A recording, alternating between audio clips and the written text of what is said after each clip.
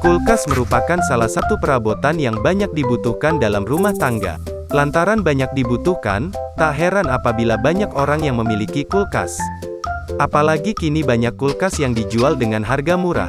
Jika biasanya dipakai untuk mendinginkan makanan atau minuman, berbeda dengan kulkas di salah satu rumah berikut ini, yang menjadi viral di media sosial.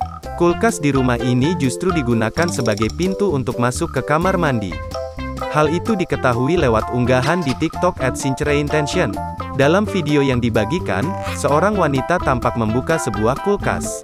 Saat dibuka justru bukan makanan atau minuman yang terlihat, namun ruangan kamar mandi.